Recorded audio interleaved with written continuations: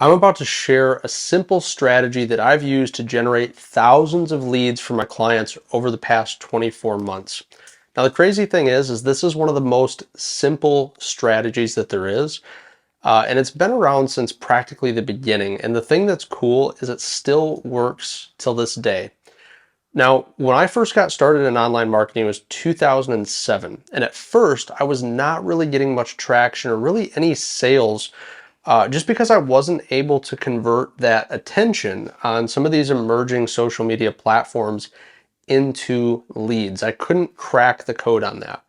And that's when a good friend of mine introduced me to Dan Kennedy, who's often known as, I think they call him the godfather or grandfather, one of the two of marketing in general, right?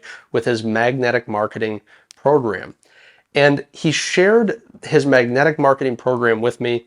And from that, I learned about things like email newsletters and how powerful those were to take, attention, convert that attention into leads that you could then follow up with and provide value. Now, over the years, staying in the online advertising digital marketing space, right, newsletters just became less sexy, right? They kind of went out of style in favor of more complex funnels, right? Funnels became a thing. We had all these different lead magnets and all these different offers and all these different funnels, and everybody just kind of abandoned the newsletter.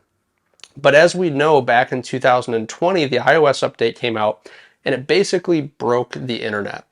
And most complex funnels and ads just completely stopped working for a lot of people. Now, what I realized during that time is this was like something that I had already experienced in the past. So I went back in time and did what worked for me there. So it's been working great. It's generating a lot of leads. And what you're probably seeing is a lot of people online using newsletters. And maybe you're wondering how to implement using a newsletter yourself.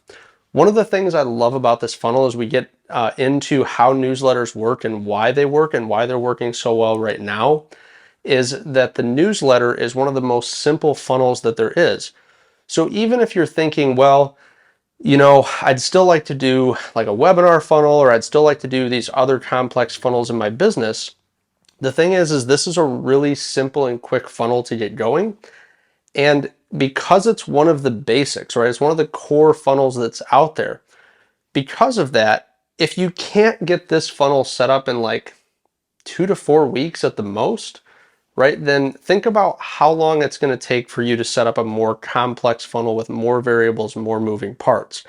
And this can also lay the foundation for those more complex funnels and what to say and when to say it, right? So this is a really foundational marketing strategy that if you're trying to get more leads from organic, and if you're trying to get, convert more traffic into leads and have a simplified offer that you don't have to basically come up with a new lead magnet every time you write a social media post, then this is definitely something that you want to check out and implement within your business. So the first thing about why a newsletter funnel works is because when we look at our prospective customers, right, the basics of marketing, the basics of what we're doing when we market, is a customer has where they currently are right now in their business, and then they have, or just where they are in their life, and they have where they want to be, right? They have this projection of their future self. And, now they have pains, problems, frustrations, and in the future, they envision themselves without these problems, right? So they have where they want to be, and then they have things that are holding them back, right? And before they end up working with somebody, there's a couple things that we know. One is before they make a purchase, before they buy one of your products, they need to be able to trust you. And one of the key elements of trust is understanding that it takes multiple impressions or multiple times seeing you for them to build up liking and trust for you or your brand. And a newsletter can help to accomplish that. Now, a lot of people say that they need at least 7 impressions or more. I think that number is much, much higher. I think that number is probably between 14 on the low end and 21. And so another great thing about this is this is going to help you to build that trust naturally and knock down the potential objections that they have about working with you by using this funnel. Because really, when somebody is considering, right, they have this current situation, they have a desired future situation, they have the problems in their way, and they're considering you and your products and services that ultimately are the solutions to these problems, right? It's like the bridge or the plans or whatever it is that they need to get from where they are now to where they want to be in the future. And ultimately, all these customers are asking are basically the same three things. They're asking, does this company or does this person know what they're doing? Will investing the time and money in this solution be worth it for me? And ultimately, can they really help me solve my problem, right? When a customer is considering your problems or excuse me, your products or your solutions, those are the questions that are going through their mind and that have to be answered.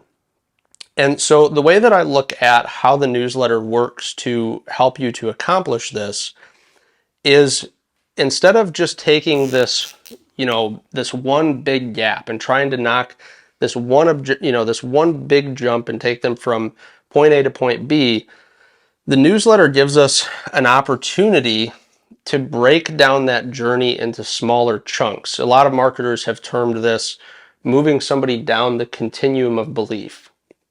And so basically, like these problems in the way are often made up of, several smaller problems or symptoms of larger problems that they don't even understand themselves.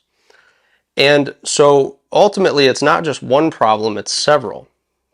And by having an understanding of your market and this problem and how your products or services solve that problem, you're able to, instead of trying to take this big leap all at once, you're able to show that you know what you're doing. You're able to show that investing time with you and money with you will be worth it. And you're able to show them that you can help them solve their problems. And you do this with micro shifts. So basically, each week that you publish your newsletter, you have, this one problem that the newsletter is addressing. And when your target market sees that that newsletter is the solution to that one problem, they believe that you're able to help them. And when you continue to do that with your content each week, you make these micro shifts and you slowly and in stages move them down that continuum of belief. And so it gives you a reason to follow up, and it gives you the ability to answer the three questions that they're ultimately asking themselves, which is, do they know what they're doing? Will investing in time and money be worth it? And can they really help me to solve my problem? Because you've been showing them each week that you can do all three of those things. Now, some people are going to require more impressions, right? 14 to 21, maybe even more, before they feel comfortable enough to buy. And that's going to be dependent on how many of these micro shifts they need to make. It's going to be dependent on how wide the gap is between where they are now and where they want to go. And, they may have solved some problems themselves, or they may have tried other things that solve some problems for them. But ultimately, whatever stage they're at, they need to be able to see that you and your company are competent enough to help them to solve those problems. So if this all makes sense, then you're probably wondering, okay, you said that this is a really simple framework. This is a really simple strategy. So how do I go about implementing this, and what does that funnel look like? Well, I say that it's simple because ultimately it's made up of 3 pages, right? 3 pages on your website. And it can be as simple as 2 if you want to just deliver the newsletter only in email form. But I'd recommend doing it on the site for a number of reasons that we don't need to go into here. So essentially what this is, right, what we're looking at is, first you have your traffic sources. Now this works with paid or this works with organic. So like when I'm using it organically, I'm, having it be a call to action in some, organic social posts. Like posts on x.com, formerly Twitter, posts on LinkedIn, descriptions in YouTube, right? So it's a place where I can always direct people back to is my newsletter opt-in page. So that's the first page of the funnel, and this page could not be more simple. Ideally, it's got a headline, a subheadline, an email opt-in box, a button to submit the email form, and then ideally some testimonials of readers or customers who, like what you have to say on the topic. Then after they submit that, right, you get the lead, so they go into your database where you can now email them. And then you have the next page is your thank you page, right? The thank you page on a newsletter can be iterated over time to be improved, but in the beginning, it is like one of the most simple things that you can do. The thank you page basically needs to say, okay, it needs to acknowledge what they just did, right?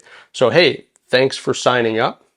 It needs to confirm that they made a good decision, right? Thanks for signing up. You've just joined others, like you're in the right place. And then it needs to tell them the next steps, right? So here's what to do next, right? If you need them to double opt in, whatever it is, here's what to do next. Simple instructions. And then there's two other things that I like to use the thank you page to do. One is I like to give them some bonus value. So this is what you signed up for. Thank you for doing that. As a way of saying thank you, here's a bonus. Here's some additional information that you can use. That's always a good thing, right? It's always good to underpromise and overdeliver. So that's the other reason that I like that. But then the other thing is when we think about these social media channels, right? YouTube, Twitter, X, I'm never going to get used to saying that. I feel like LinkedIn, the more of those channels that we can get people tied into, the more opportunities we have to bring people back. So one of the things that I like to do is I like to do what's called bouncing. I like to move them from, hey, if you're not doing so already, check out my, follow me on X, follow me on LinkedIn, check out my YouTube channel, where I post videos on these types of things. So I like to send them to different places to get them more tied in with me so that I have more opportunities for them to see me and to increase these numbers of impressions no matter what of their, which platform they're on, because we already are going to be sending them content on their email, right? Then each week, you choose a day of the week that you think is best for your market. Each day of the week, you're going to send out your newsletter. And what I like to do is I like to give them the option, and I learned this from Justin Welsh, I like to give them the option of where they would like to consume the newsletter. So some people would just prefer to open up the newsletter in their email and read it in their email. Totally fine. I want those people to have that option. But some people would rather go to the site and they'd rather look at it on the site. So I also like to give them the option to check it out on the site. And then when they consume that newsletter content and they go through and they're like, okay, this is great, this is really quick, this created that micro shift, right? And they'll know which micro shifts they need because the topic of the newsletter is either going to appeal to them or not appeal to them. When they go to that, you've quickly provided them some value, and then you don't want to push hard on the newsletter, but what you do want to do is you want to create a return path of some kind for them to be able to work with you. So that might be selling them, hey, if this has helped you, when you're ready, go ahead and check out these products. Here's how I can help you more. Check out these services. Here's how I can help you more. And you can have them either buy a product or a service, or even book a call with you to see how the things that you've talked about in the newsletter or your newsletters can help them, right? And that's the thing, is you're always providing them with value and you're helping them to have these micro shifts. And just so you know, the micro shifts are value in and of themselves, right? Somebody having that aha moment is value to them in and of itself, because they may have been stuck, they may have been trying to figure this out, and when you hand it to them, that shift of, oh, that's how you do it. That's how that works, is value, right? So you've provided them value, and then you present them with the next logical step. Now, here's a bonus thing about how these newsletters work. The newsletter is core content, right? It's maybe, between, if you do a short newsletter, like 250 words with some pictures and some instructions, or maybe you have a longer newsletter, 500 words, 1,000 words, whatever it is, it should be as simple as possible. But ultimately, you have a core piece of content that is now an asset. And from that core piece of content, you can write and create many pieces of social media or marketing content, right?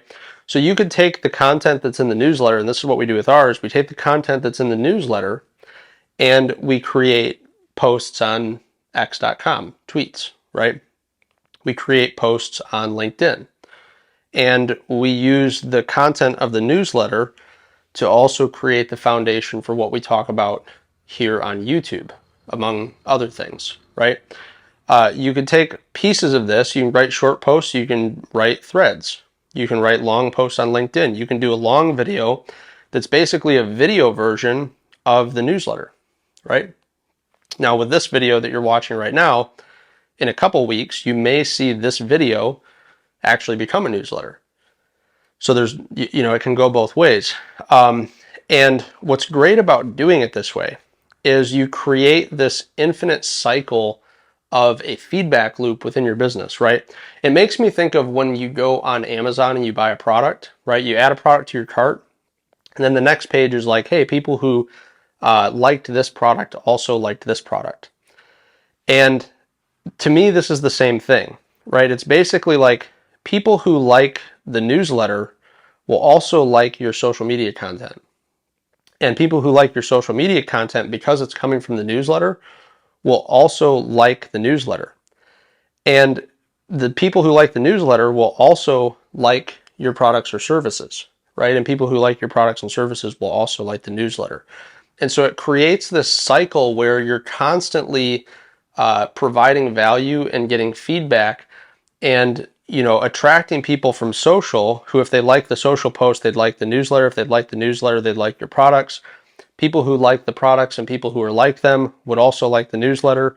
And people who like the newsletter would also like the social. So it creates multiple tie-ins with your market where you're providing value and constantly bringing people back. So if you like videos like this, if you like breakdowns like this of, how these things work, go ahead and click on that subscribe button. I'd love to share more with you. And check out any of the resources in the description and leave a comment if you have any questions. And I look forward to seeing you in the next video.